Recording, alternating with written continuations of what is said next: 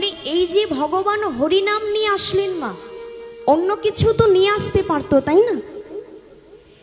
তাহলে ভগবান অন্য কিছু না এনে এই হরিনামটাকে কেন আনলেন?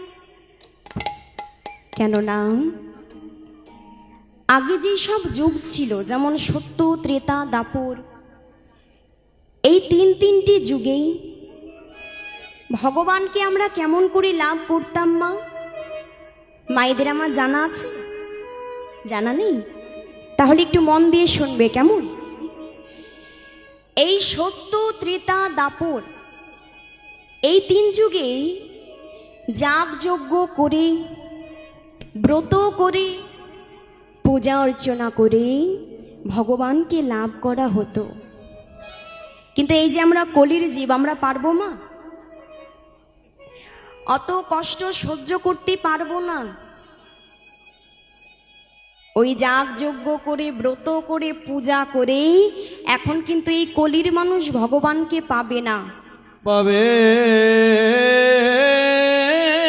না। তাহলে অন্যান্য যুগের মানুষ তো উদ্ধার হয়ে গেছে মা, তাহলে কলির মানুষ কেমন করে উদ্ধার হবে? ভগবান একটি সহজ সরল উপায় আমাদের এই কলি জীবের জন্য নিয়ে আসলো। সেটা কি? হরিনাম সংকীর্তন। শাস্ত্রে বলছে বাবা, হরের নাম হরের নাম হরের নামইব কেবল, হরের নামইব কেবল, কলো নাস্তেইব নাস্তেইব নাস্তেইব গতির অন্যথা, নাস্তেব গতির অন্যথা।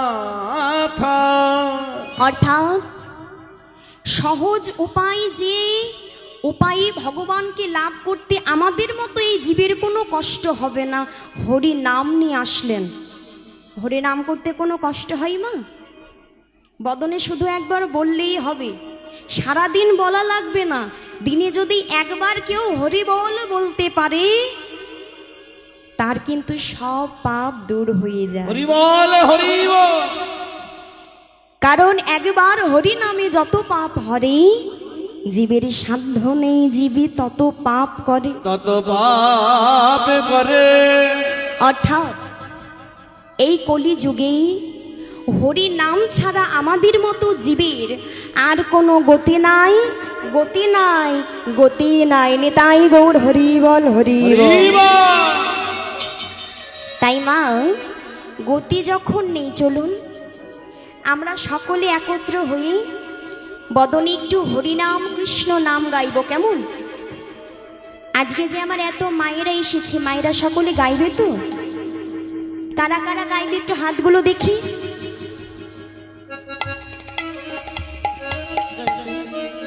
আর ওই পেছনে যেসব বাবারা রয়েছে তাদের হাতগুলো কি হলো?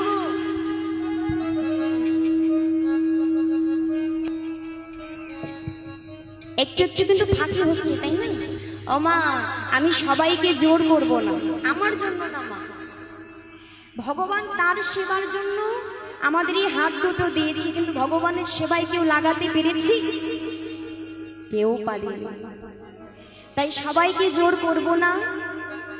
যার হাত আছে, ভগবান যাকে দুটো হাত দিয়েছে সে হাত তোলো, আর যার হাত নেই তার হাত তোলারও কোনো প্রয়োজন নেই। নিতাই গৌর হরি বল, হরি বল। বাহ, এমন করে বাহু তুলে একটু নাম গাইতে হবে। এতটা আনন্দ আর কোনো কিছুতে নেই। কিন্তু দেখবেন,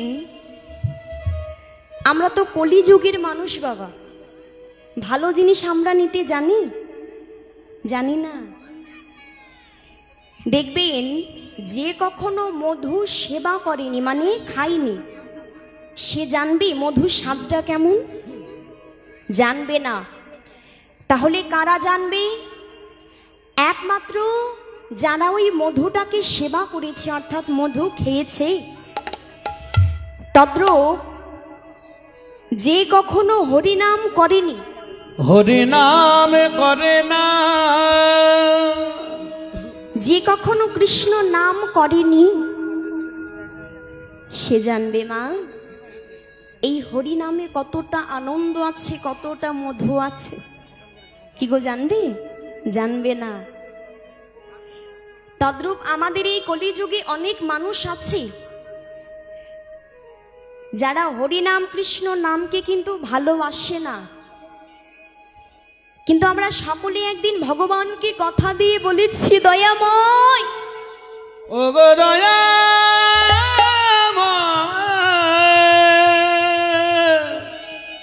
ওই ধরা ধামে গিয়ে তোমারে দাসত্ব করব, ও গো তোমার সেবা করব, তোমার নামে গাইব, এই বদনে তোমার নাম ছাড়া আমরা অন্য নাম উচ্চারণ করব না। করব না। কথা দিয়েছি মা। দেখবেন বাবা, আমাদের এই কলিযুগের মানুষ কিন্তু খুব তাড়াতাড়ি কথা দিয়ে দেয়, তাই না? কিন্তু কথাটা কি রাখতে পারে? সকলে রাখতে পারে না। আমরা ভগবানকে কথা দিয়েছি, তোমাকে ভজবো, তোমার দাসত্ব করব, তোমার নাম গাইব, কিন্তু এই ধরাধামে এসে শুধুই মায়ার দাসত্ব করতে করতে সব ভুলে গেলাম। ভগবানকে ভালোবাসতে পারিনি। ভগবানের জন্য আমরা কেউ কিছু ত্যাগ করতে পারিনি। এই যে এখানে এত ভক্ত আছে মা, আমাদের মধ্যে বাবা আমরা কেউ বলতে পারবো যে ভগবানের জন্য আমরা কিঞ্চিত মাত্র হলেও ত্যাগ করতে পেরেছি? কি গো মা, পেরেছি? পারিনি। কিন্তু যদি আমাদের নবদ্বীপ মায়াপুরে যাওয়া হয়, মায়েরা মায়াপুরে গেছো? কারা কারা গেছো একটু হাত তোলো তো। বাহ, তাহলে অনেকেই গেছো। তা মায়াপুরে গেলে কিন্তু দেখা যায় ওখানে একটা বড় স্কন মন্দির আছে না? দেখবে সেখানে কিন্তু অনেক সাদা চামড়ার মানুষ আছে।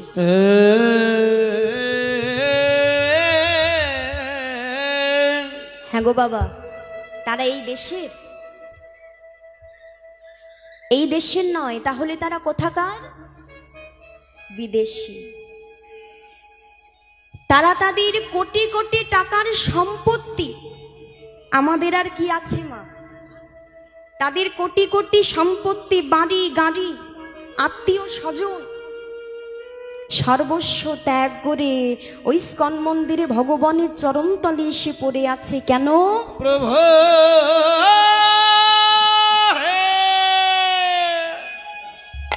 শুধুমাত্র ভগবানের কৃপা লাভ করবে বলে। হরিবল হরিবল। মায়াপুরে গেছো যারা, তারা জানবে। আবার দেখবে অনেক সময় টিভিতেও দেখা যায়, তাদেরকে দেখা যায় সাদা চামড়ার মানুষ, তারা ওই বিদেশি ঠিক করে হরে কৃষ্ণ বলতে পারে না। কি বলে গো? বলে হরে কৃষ্ণ হরে কৃষ্ণ, ঠিক করে হরে কৃষ্ণ বেড়ায় না, উচ্চারণ হয় না। কিন্তু দেখো তারা বলতে পারে না, উচ্চারণ করতে পারে না, কিন্তু তাদের মধ্যে কতটা ভক্তি, কতটা চেষ্টা। তারা বলতে চায়, বলতে না পারলো তো কি হলো? আর আমরা কিন্তু মা বলতে পারি, তাই না? আমরা সবাই হরে কৃষ্ণ বলতে পারি, কিন্তু বলার আমাদের সময় হয় না। এই সংসারের মাঝে সংসারে দাসত্ব করে গেলাম, কিন্তু একবার বদনে হরি বল বলার সময় পেলাম। বলা হলো না রে। তাহলে দেখো বাবা, তারা বিদেশি হয়ে ভগবানকে চিনতে পেরে গেল, আর আমরা হচ্ছি ভগবানের দেশের মানুষ। কি গো, দেশের মানুষ না? এই ভারতবর্ষের মাটিতে আমাদের মহাপ্রভু, কলিযুগের ভগবান, আমাদের সনাতন ধর্মের ভগবান, আমাদের গৌর হরি কিন্তু জন্ম নিয়েছে ভারতবর্ষের মাটিতে। দেখবেন যত তীর্থস্থান, যেমন বৃন্দাবন, পুরীধাম, মায়াপুর, নবদ্বীপ, এমনকি তোমাদের এই মেদিনীপুর, তাও কিন্তু ভারতবর্ষের মাটিতে। তাহলে দেখো মা, আমরা ভারতবর্ষের মানুষ হয়ে, ভগবানের দেশের মানুষ হয়ে ভগবানকে চিনতে পারিনি। আবার তোমাদের এই মেদিনীপুরের মাটিতে কিন্তু একজন মহাজনের জন্ম হয়েছে।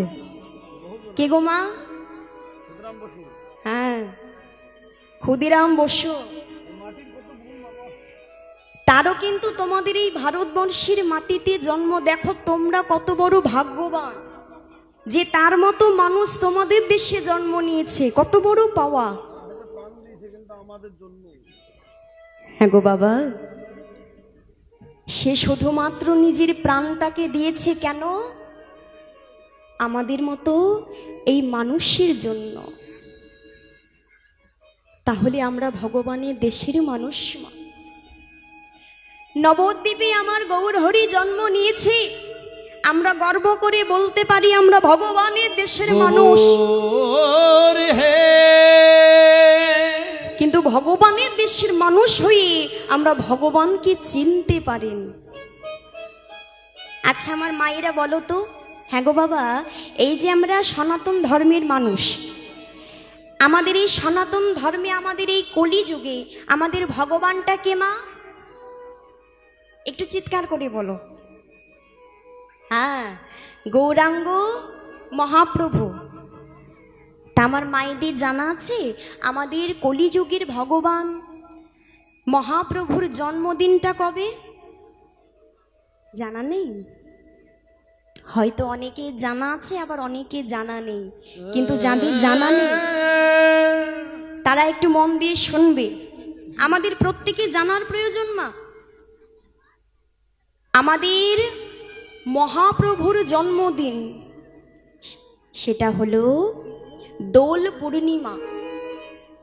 হ্যাঁ গো, আমার মায়েরা জানো বড়দিন কবে হয়?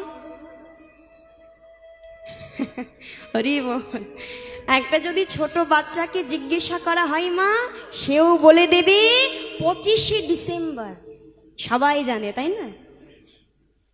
বড়দিন পালন করো তো? দেখবে